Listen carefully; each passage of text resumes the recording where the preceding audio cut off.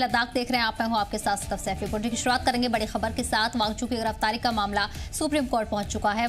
सोनम वांगचुक की अहलिया गीतांजलि ने अर्जी दाखिल की है। गीतांजलि ने हेबियस कॉर्पस पिटीशन दाखिल की है। एनएससी के तहत गिरफ्तारी को गैर कानूनी बताया है। बता दें कि लद्दाख में हाल ही में हुए तशद्दुद के बाद एनएससी के तहत हिरासत में लिए गए एनवायरमेंट एक्टिविस्ट सोनम वांगचुक की बीवी गीतांजलि अंगमो ने उनकी गिरफ्तारी को सुप्रीम कोर्ट में चुनौती दी है। उन्होंने 2 अक्टूबर को अनुच्छेद 32 के तहत हेबियस कॉर्पस पिटीशन दाखिल करते हुए वांगचुक की फौरी रिहाई की मांग की है। गौरतलब है कि 24 सितंबर को लद्दाख में हुए तशद्दुद के बाद वांगचुक को हिरासत में लिया गया था। 26 सितंबर को उन्हें नेशनल सिक्योरिटी एक्ट के तहत जोधपुर जेल भेजा गया। बता दें कि ये मुजाहिरा लद्दाख को रियासत का दर्जा और 6th शेड्यूल में शामिल करने की मांग को लेकर हुआ था, जिसमें 4 लोगों की मौत हुई थी और 90 से ज्यादा लोग जख्मी हुए थे। वहीं गीतांजलि अंगमो ने अर्जी में कहा है कि उन्हें अब तक हिरासत ऑर्डर की कॉपी नहीं मिली है, न ही वांगचुक से कोई राब्ता हो पाया है, जो कानून की खिलाफ वर्जी है।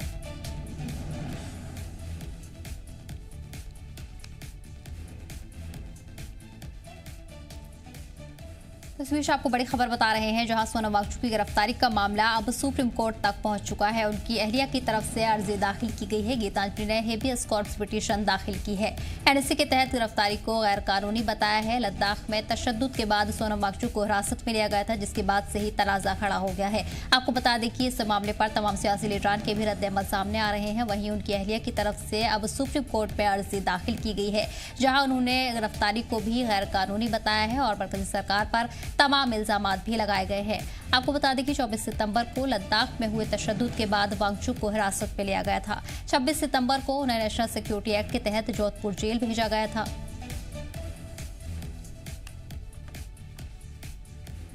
इसका अभी तक कोई रिस्पांस नहीं मिला है और इसमें यही साइट किया गया है कि उनका इमीडिएट रिलीज हो, क्योंकि डिटेंशन इलीगल है, क्योंकि वो किसी हालत से नेशनल सिक्योरिटी को थ्रेट नहीं है। इनफैक्ट उनसे ज्यादा पीसफुल तरीके से कोई भी हर चीज को हैंडल करता हो ऐसा कोई नहीं है। और प्लस कि मुझे उनको मिलने दिया जाए। इट्स बीन 5 डेज में वो ऑर्डर मिलना चाहिए था, डिटेंशन ऑर्डर, जो अभी तक नहीं मिला है। तो इसीलिए वेट करके 6 डे को हमने रिप्रेजेंटेशन लिखा to the president of India, her excellency, to the Prime Minister of India, to the Home Minister, Law Minister, to the LG of Ladakh and the DC of Ladakh. But there was no response till yesterday. And therefore, yesterday we have filed a petition under the habeas corpus with the Supreme Court of India. वही दूसरी बड़ी खबर आपको बता दें, सोनम वांगचुक की बीवी ने संगीन इल्जाम लगाए हैं। दिल्ली में मेरा पीछा किया जा रहा है, हमारे साथियों को परेशान किया जा रहा है, पुलिस कस्टडी में मारा पीटा जा रहा है, हमारे खिलाफ कोई सबूत नहीं मिले हैं, हमारे स्टाफ को भी परेशान किया जा रहा है, सोनम वांगचुक से मिलने नहीं दिया जा रहा है, सोनम वांगचुक के बारे में किसी को कुछ भी नहीं पता है। तो इस बीच बड़ी खबर आपको बता रहे हैं, जहां सोनम वांगचुक की बीवी का रद्द-ए-अमल सामने आया है, जिसमें उन्होंने संगीन इल्जाम लगाए हैं। उनका कहना है कि दिल्ली में उनका पीछा किया जा रहा है, हमारे साथियों को भी परेशान किया जा रहा है, इसके अलावा पुलिस कस्टडी में मारा पीटा जा रहा है, हमारे खिलाफ कोई सबूत नहीं मिले हैं, हमारे स्टाफ को लगातार परेशान किया जा रहा है। साथ ही उन्होंने कहा है कि सोनम वांगचुक से मिलने भी नहीं दिया जा रहा है। इसके अलावा सोनम वांगचुक के बारे में किसी को कोई जानकारी नहीं है, सोनम वांगचुक के बारे में किसी को कुछ भी नहीं पता है। गीतांजलि की तरफ से ये कहा गया है। आपको बता दें कि इस मामले पर लगातार तनाजा देखने को मिल रहा है, जहां सोनम वांगचुक की बीवी ने गिरफ्तारी को गैर कानूनी बताया है। इसके बाद अब उनका रद्द-ए-अमल सामने आया है, जिसमें उन्होंने संगीन इल्जाम लगाए हैं। दिल्ली में मेरा पीछा किया जा रहा है, हमारे साथियों को भी परेशान किया जा रहा है, पुलिस कस्टडी में मारा पीटा जा रहा है। इसके अलावा उन्होंने कहा है कि हमारे खिलाफ कोई सबूत नहीं मिले हैं, लेकिन फिर भी हमें लगातार परेशान किया जा रहा है, हमारे स्टाफ को भी परेशान किया जा रहा है। वहीं उन्होंने कहा है कि सोनम वांगचुक से भी मिलने नहीं दिया गया है अभी तक, और उनके बारे में किसी को भी कोई जानकारी नहीं है। मुझे एक तो दिल्ली में हर जगह फॉलो किया जा रहा है। मैं जहां भी जाती हूँ मेरे पीछे एक गाड़ी लगाई हुई है। वो कौन है, किसने लगाई है, ये मुझे नहीं पता। और सेकेंडली, जो मेरे क्लोज उनको परसेप्शन है कि जो स्टाफ हयाल के मेरे साथ क्लोजली काम करते थे, उनको कस्टडी में डिटेन किया गया है, पुलिस कस्टडी में, और उनके साथ बहुत ही बुरा बर्ताव किया जा रहा है। उनको पीटा जा रहा है, उनको मेंटली और फिजिकली टॉर्चर किया जा रहा है। ये इनके नाम है डॉक्टर सेता नोरबू, जो हमारे यूनिवर्सिटी के वार्डन है। जो एक स्टूडेंट जिसकी तबीयत खराब थी उनको लेके हॉस्पिटल गए, तो वहीं से उनको पकड़ के ले गए। द ओनली रीजन उनको पकड़ के ले जाने का ये है कि वो मेरी गाड़ी लेके गए थे, क्योंकि हमारे कॉमन्स में हम बिलीव करते हैं लास्ट मिनट जो भी गाड़ी मिले तो वो शायद मेरी गाड़ी में देखा उनको, तो इसलिए उनको पकड़ के ले गए। और जैसे ही मैं दिल्ली आ गई, तो जो सीआरपीएफ हयाल के बाहर रखे हुए थे 3 जगह पे 10-10, 15-15 लोग, वो भी डी-एस्केलेट कर दिए गए हैं। तो एक तरफ तो सोनम से मिलने नहीं दिया जा रहा, उनकी मेडिसिन्स देना, उनकी प्रोटेक्शन, उनकी वेल-बीइंग का ना मुझे कुछ पता है, ना किसी को कुछ पता है। कोई और भी जोधपुर में जब उनको मिलने गए, तो मिलने नहीं दिया। तो एक तरफ से उनको डिटेन किया जा रहा है इतने इनह्यूमन वे से, और सेकेंडली हमारे ऊपर विच हंटिंग और जोर कर दी गई है। जब कुछ पेपर्स में नहीं मिला सीबीआई और आईटी डिपार्टमेंट और वो सबको, तो अभी फिजिकली हमारे स्टाफ को ले जाके उनको फिजिकली और मेंटली टॉर्चर किया जा रहा है, जो बिल्कुल भी सही नहीं है। और इसी पर खास जानकारी के लिए हमारे नुमाइंदे फिरोज जुड़ गए हैं। फिरोज, क्या कुछ डिटेल्स मिल रही है? लगातार सोनम वांगचुक की गिरफ्तारी का मामला तराजू में बना हुआ है और ऐसे में अब ये सुप्रीम कोर्ट तक पहुंच चुका है। साथ ही उनकी बीवी के रद्द-ए-अमल लगातार सामने आ रहे हैं और इस बार उन्होंने कई संगीन इल्जाम लगाए हैं। देखिए, सबसे पहले तो लद्दाख के अंदर जो 20 तारीख के बाद से जो हालात है वो इस वक्त कहीं ना कहीं अब स्टेबल होते हुए यहाँ पे नजर आ रहे हैं। और आज सबसे पहले देखा ये गया कि सुबह से ही जो स्कूल्स हैं वो आज यहाँ पे खुले हैं और इसके साथ साथ जो पब्लिक ट्रांसपोर्ट है उसको आज यहाँ पे लद्दाख के अंदर इस वक्त लेह के अंदर अलाउ किया जा रहा है। और उसके बाद से देखा ये जा रहा है कि मुसलसल जिस तरीके से गीतांजलि जो आंगो है, जो वाइफ है सोनम वांगचुक की, वो बार बार ये अपील कर रही है एडमिनिस्ट्रेशन से। और देखा ये जा रहा है कि अलग अलग जगहों पे वो जो है ऑलरेडी जो लेटर्स जो है वो भेज चुकी है अपने तरीके से। वो अपील भी कर रही है कि उनको जो है अपने हस्बैंड से यहाँ पे मिलने दिया जाए, ताकि क्योंकि जब से उन्हें जो है जोधपुर लिया गया है तब से लेके उन्हें उनका कोई पता यहाँ पे नहीं चल पा रहा है कि उन्हें जोधपुर भी लिया है कि नहीं, उन्हें की हालत कैसी है, उन्हें वक्त पे दवाई वगैरह भी मिल रही है नहीं मिल रही है। तो इन तमाम चीजों को लेकर इस वक्त देखा ये जा रहा है कि गीतांजलि आंगो जो है अब सुप्रीम कोर्ट का जो दरवाजा है वो यहाँ पे खटखटा चुकी हैं। अब उनका कहना है कि जिस तरीके से एनएसए के अंतर्गत जिस तरीके से सोनम वांगचुक को डिटेन करके यहाँ से जोधपुर लिया गया है, वो बिल्कुल ही जो है नेशनल सिक्योरिटी के तहत जो है वो बिल्कुल ही यहाँ पे नाबर्दाश्त है उनको। क्योंकि कभी भी जो है सोनम वांगचुक जो है नेशनल सिक्योरिटी के लिए कभी खतरा नहीं बने हैं। वो हमेशा से उन्होंने जो है देश के हित में हमेशा काम किया है, देश को लेकर उन्होंने काम किया है, तो वो कभी नेशनल सिक्योरिटी थ्रेट जो है वो कहीं भी नहीं बन सकते। और इसके साथ साथ अभी जिस तरीके से कुछ पल पहले ही हमने देखा था कि जिस तरीके से जो एलजी लद्दाख के केवंदर गुप्ता, उन्होंने भी कहा कि अब जो है इस पे जो है पूरी तरीके से जो है थोरो इन्वेस्टिगेशन यहाँ पे की जाएगी। पूरी तरीके से सीबीआई जो जांच है अब इस पूरे जो 4 लोगों की मौत यहाँ पे हुई है उस पे यहाँ पे की जा रही है। अब देखा ये जाएगा कि जिस तरीके से जितने भी सीसीटीवी फुटेजेस इस वक्त यहाँ पे पूरे मार्केट में जिस तरीके से जितने कैमरास लगाए गए हैं उन पे पूरी तरीके से यहाँ पे पूरी तरीके से उसको पूरा खंगाला जाएगा, देखा जाएगा। और इसके अलावा देखा ये जा रहा है कि ये अपील की जा रही है लोगों से कि किसी के पास अगर किसी भी तरह का कोई क्लू हो या कोई क्लिप हो या किसी भी तरह के कोई दस्तावेजात हो, लोगों से ये अपील की जा रही है कि लोग जो है इस वक्त यहाँ पे जो इन्वेस्टिगेशन टीम जो यहाँ पे बनाई गई है, 4 की टीम जो है उसकी यहाँ पे मदद करे, उनकी यहाँ पे हेल्प करे, ताकि ये जो केस है जितनी जल्दी हो सके यहाँ पे वो सॉर्ट आउट हो सके। क्योंकि 4 हफ्ते का वक्त जो है इस वक्त यहाँ पे दिया गया है एलजी इंतजामिया की तरफ से, और इन 4 हफ्तों में जो है इस पूरे केस को यहाँ पे खंगाला जाएगा और जो कसूरवार है, जो इसमें मुलव्विस है, उसके खिलाफ जो है सख्त और ठोस जो है कार्रवाई यहाँ पे की जाएगी। और इस तरीके से एलजी खुद का कहना है कि किसी को भी कोई पता नहीं है कि कहाँ से क्या किस तरीके से क्या हुआ है। तो इन तमाम चीजों के ऊपर इन्वेस्टिगेशन होगी, इन्वेस्टिगेशन के बाद ही यहाँ पे पता लग पाएगा कि आखिर आउटपुट जो है वो क्या निकलेगा। और इसके अलावा उन्होंने जिस तरीके से सोनम वांगचुक के बारे में कहा कि जिस तरीके से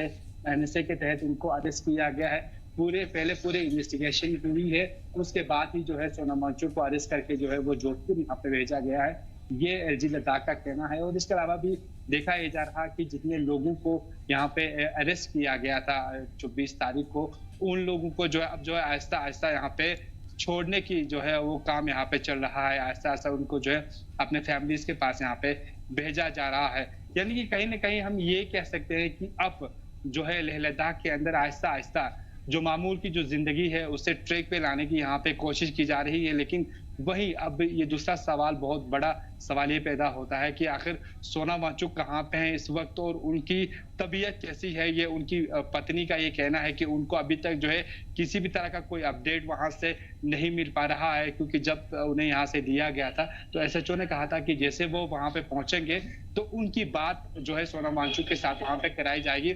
लेकिन अभी तक जो है किसी भी तरह का कोई वहाँ पे नहीं हो पा रहा है, जिसके चलते अभी देखा ये जा रहा है कि जो उनकी जो अहलिया है वो इस वक्त सुप्रीम कोर्ट का दरवाजा खटखटा चुकी है। अब सुप्रीम कोर्ट से किस तरह का जवाब आता है ये काफी खास रहेगा आने वाले वक्त में। जी बिल्कुल फिरोज, लेकिन ऐसे में क्या कुछ इंतजामिया के जो अफसरान हैं और पुलिस का अमला है उनकी तरफ से क्या वजूहात बताई जा रही है? क्योंकि जिस तरह उनकी बीवी की तरफ से ये बताया गया है, जानकारी दी गई है कि जब से गिरफ्तारी हुई है तब से अभी तक एक बार भी उनकी मुलाकात नहीं हो पाई है और किसी भी तरह की बात राब्ता नहीं हो पा रहा है, सिर्फ उन्हें रोका जा रहा है और उसके अलावा भी काफी सारी बातें उनकी तरफ से। ने कहा कि एनएसए के अंतर्गत जिस तरीके से सोनम वांगचुक को अरेस्ट किया गया है उसके खिलाफ जो है कुछ दस्तावेजात जो है उनके हाथ में लगे हैं, तब जाके इस तरह का स्टेप जो है वो यहाँ पे लिया गया है, जिसके चलते जो है क्योंकि नेशनल सिक्योरिटी को थ्रेट के मद्देनजर जो है इस वक्त सोनम वांगचुक को जो है डायरेक्ट यहाँ पे जोधपुर भेजा गया है।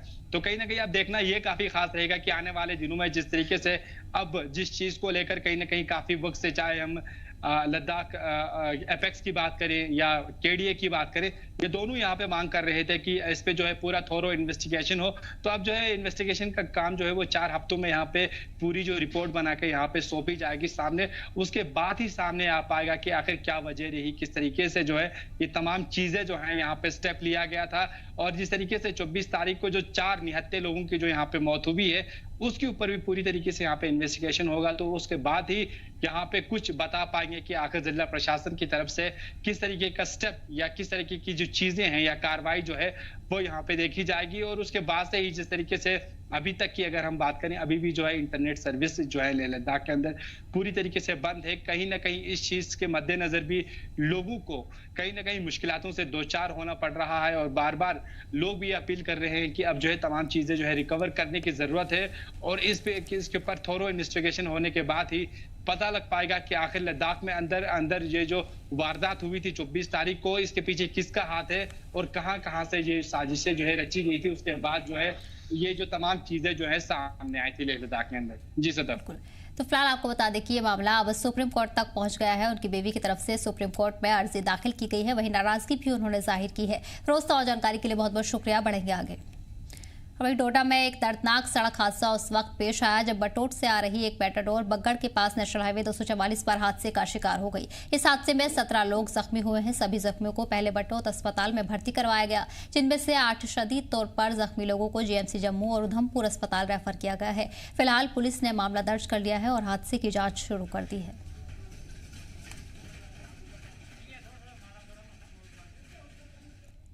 डोडा जिले के मलान देसा गांव में 70 साल के एक मरीज को सड़क न होने और डॉक्टरों की कमी के चलते 6 किलोमीटर तक खटिया पर लाद कर ले जाना पड़ा। ये गांव करीब 2000 लोगों का घर है, जहां मेडिकल इमरजेंसी सूरत हाल में संगीन दिक्कतें आती हैं। मकामी लोगों ने इंतजामिया से हेल्थ फैसिलिटीज फराहम कराने और सड़क बनवाने की मांग की है, ताकि मुस्तकबिल में इस तरह की परेशानी पेश न आए।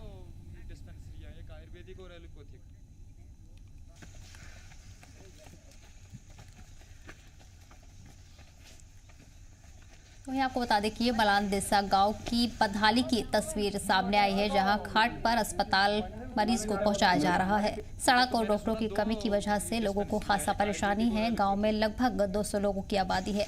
इसके बावजूद भी लोग बुनियादी सहूलतों से महरूम हैं और अब ऐसे में उन्होंने इंतजामिया से नाराजगी जाहिर की है और जल्द से जल्द राहत पहुंचाने की अपील की है। मकामी लोगों ने इंतजामिया से हेल्थ फैसिलिटीज फराहम करने, इसके अलावा बेहतर सड़क बनवाने की मांग की है, ताकि मुस्तकबिल में इस तरह की परेशानी लोगों को न हो। आपको बता दें कि लंबे वक्त से लोग इन बुनियादी सहूलतों से जूझ रहे हैं, जिसके चलते उनको खासा परेशानी परेशानियां पेश आती हैं। खासतौर पर किसी भी मरीज को अस्पताल ले जाते समय लोग परेशान होते हैं। ऐसे में कई वाकयात सामने आते हैं, जिसके चलते अब लोग मधाली को लेकर इंतजामिया से नाराज हैं। इस गांव में करीब 2000 लोगों की आबादी है। ऐसे में इमरजेंसी सूरत हाल में संगीन दिक्कतें पेश आती हैं। वहीं मकामी लोगों ने अब इंतजामिया से हेल्थ फैसिलिटीज फराहम करने की मांग की है, सड़क बनवाने की भी मांग की है, ताकि मुस्तकबिल में उन्हें राहत मिल सके। उधर तो मैंने सुना 2 डिस्पेंसरी है। इसी पर जानकारी के लिए हमारे नुमाइंदे वसीम जुड़ गए हैं। वसीम, फिलहाल क्या अपडेट मिल रहा है? लंबे वक्त से लोग बुनियादी सहूलतों से महरूम है, लेकिन इंतजामिया की तरफ से कोई खास रुख अभी तक देखने को नहीं मिला है। बिल्कुल, देखिए डोडा से काफी दूर दराज का इलाका है, लगभग 60 से 70 किलोमीटर की दूरी का इलाका डोडा देसा का इलाका पड़ता है। ये जो विजुअल्स आप देख रहे हैं, तस्वीरें दिख रही है, मलान देसा की तस्वीरें हैं, जो इस वक्त सोशल मीडिया पे काफी गरमाया हुआ मसला है, क्योंकि एक महिला काफी ज्यादा बीमार थी, जिसको नजदीकी हॉस्पिटल में पहुंचाना था, और नजदीकी जो वहाँ पे प्राइमरी हेल्थ सेंटर है या सब सेंटर वहाँ पे है, वो दोनों बंद पड़े हुए थे। और जो आयुर्वेदिक डिस्पेंसरी वहाँ पे अवेलेबल है, लोगों का मानना है कि 2 पोस्टें डॉक्टर्स की हैं, वो दोनों खाली पड़ी हुई हैं। और बार बार एडमिनिस्ट्रेशन को, जो कंसर्न महकमा, उनको याद करवाया गया कि यहाँ पे बस्ती काफी ज्यादा है और यहाँ पे इस तरह की फैसिलिटीज डॉक्टर्स होना काफी ज्यादा जरूरी है, मगर अभी तक वहाँ पे कोई भी डॉक्टर अवेलेबल नहीं है। लोगों का मानना है कि एडमिनिस्ट्रेशन को इस तरफ ध्यान देने की काफी ज्यादा जरूरत है। और बड़ा इंपॉर्टेंट इसमें यह कि बेसिक फैसिलिटीज इस इलाके के अंदर नहीं है, चाहे हम बिजली को लेके बात करें, सड़क को लेके बात करें या पानी को लेके बात करें। कई सारे लोगों की मौत इसी तरह हुई है, जिनको सही टाइम पे हॉस्पिटल नहीं पहुंचाया गया, प्राइमरी हेल्थ सेंटर के अंदर नहीं पहुंचाया गया, उनकी ऑन स्पॉट मौत भी हुई है। क्योंकि जब बर्फबारी होती है, स्नो बॉन्ड एरिया वो काफी ज्यादा माना जाता है, तो इस तरह की तस्वीरें, इस तरह की खबरें जरूर सामने निकल के आती हैं। जी बिल्कुल। वैसे भी जानना चाहेंगे कितने लंबे वक्त से लोग इन परेशानियों से जूझ रहे हैं, क्योंकि लंबा वक्त बीत चुका है, अब आकर लोगों ने इंतजामिया से मुदाखलत की अपील की है। देखिए, ये इलाका जो है, मैंने पहले कहा कि बेसिक फैसिलिटीज के लिए अभी भी तरस रहा है। जब से मुझे लगता है कि मुल्क आजाद हुआ है, तब से इन लोगों को ना ही किसी ने बिजली पहुंचाने का वहां पे काम किया, ना ही सड़क इन लोगों को प्रॉपर इलाके के अंदर पहुंची है। इन लोगों का मानना है कि हम वोट जरूर अपना कास्ट करते हैं, मगर उसके बाद जो हमारे साथ जो उससे पहले वादे किए जाते हैं, जो बड़े बड़े लीडर उस इलाके के अंदर पहुंचते हैं, जरूर ये यकीन दहानी करवाई जाती है कि आपको बिजली, सड़क, पानी दी जाएगी। बेसिक फैसिलिटीज के लिए ये लोग आज भी तरस रहे हैं। और अब इन लोगों ने उम्मीद लगाई है कि जो वक्त की सरकार है, उमर अब्दुल्ला सरकार है, उनसे अपील की है कि जो हालात इस वक्त इलाके के अंदर बने हुए हैं, क्योंकि अब आने वाले टाइम में आप देख रहे हैं जिस तरह सर्दियां आ रही हैं, तो इन लोगों को ये परेशानियां दिन ब दिन बढ़ती हुई नजर आ रही हैं। तो मुझे लगता है अगर इससे पहले सरकार कोई बीच का रास्ता निकालती है, तो ये लोग राहत के साथ जरूर ले सकते हैं। जी तो फिलहाल आपको बता दें कि लोगों ने बेहतर सहूलत, हेल्थ फैसिलिटीज की इंतजामिया से मांग की है। वसीम, तो जानकारी के लिए बहुत बहुत शुक्रिया। बढ़ेंगे आगे। और वहीं महकमा मौसमियात की पेशनगोई गुलमर्ग के अलावा बांदीपोरा के गुरेज, हरमुख, पीक और तुलैल के किलेश इलाके में सीजन की पहली बर्फबारी हुई है। इस बर्फबारी के साथ ही दर्जा हरारत में भी गिरावट दर्ज की गई है। उधर बांदीपोरा जिला इंतजामिया ने 4 से 7 अक्टूबर तक एक एक्टिव वेस्टर्न डिस्टर्बेंस की वार्निंग के चलते मौसम अलर्ट जारी किया है। मेट डिपार्टमेंट के मुताबिक रजदान पास और आसपास के ऊंचाई वाले इलाकों में भारी बर्फबारी हो सकती है, जबकि थोड़ी कम ऊंचाई वाले इलाकों में हल्की बर्फबारी के इम्कान है।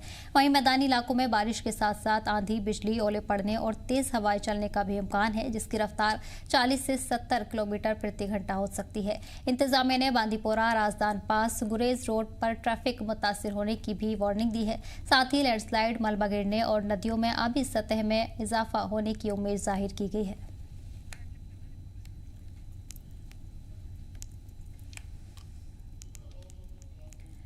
मैं आपको बता दें कि वादी में सीजन की पहली बर्फबारी दर्ज की गई है। इसके अलावा अब इंतजामिया की तरफ से भी अलर्ट जारी कर दिया है। महकमा मौसमियात ने आने वाले दिनों के लिए अलर्ट जारी किया है। आने वाले दिनों में भारी बर्फबारी देखने को मिल सकती है। इसके अलावा कई इलाकों में बारिश को लेकर भी इम्कानात जाहिर किए गए हैं। बांदीपोरा जिला इंतजामिया ने 4 से 7 अक्टूबर तक एक एक्टिव वेस्टर्न डिस्टर्बेंस की वार्निंग के चलते मौसम अलर्ट जारी कर दिया है। मेट डिपार्टमेंट के मुताबिक रजदान पास और आसपास के ऊंचाई वाले इलाकों में भारी बर्फबारी दर्ज की जा सकती है, जबकि थोड़े कम ऊंचाई वाले इलाकों में भी हल्की बर्फबारी को लेकर इम्कान जाहिर किए गए हैं। इसके साथ ही मकामी लोगों के लिए एडवाइजरी जारी कर दी गई है। आपको बता दें कि आने वाले दिनों में भारी बारिश के इम्कान जाहिर किए गए हैं।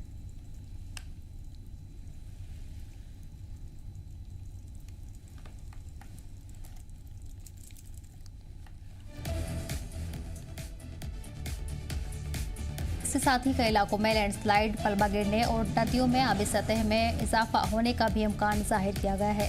जाहिर है कई इलाकों में हादसों को लेकर खतरा जाहिर किया गया है, जिसके चलते मेट डिपार्टमेंट की तरफ से भी अलर्ट जारी किया गया है। फिलहाल वादी में सीजन की पहली बर्फबारी दर्ज की गई है, जिसके चलते लोगों में खुशी देखने को मिली है। साथ ही साथ मेट डिपार्टमेंट ने आने वाले दिनों के लिए भी अलर्ट जारी कर दिया है। आपको बता दें कि 4 से 7 अक्टूबर तक भारी बारिश का अलर्ट जारी किया गया है। कई मकामात पर भारी बर्फबारी भी दर्ज की जा सकती है।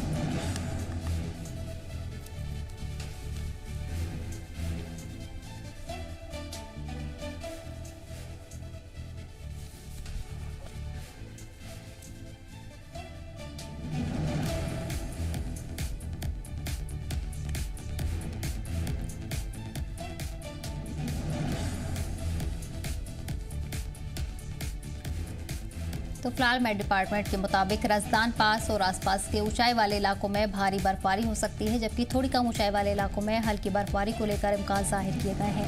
वहीं मैदानी इलाकों में बारिश के साथ साथ आंधी, बिजली, ओले पड़ने और तेज हवा उछलने का भी इम्कान है, जिसकी रफ्तार 40 से 70 किलोमीटर बताई जा रही है।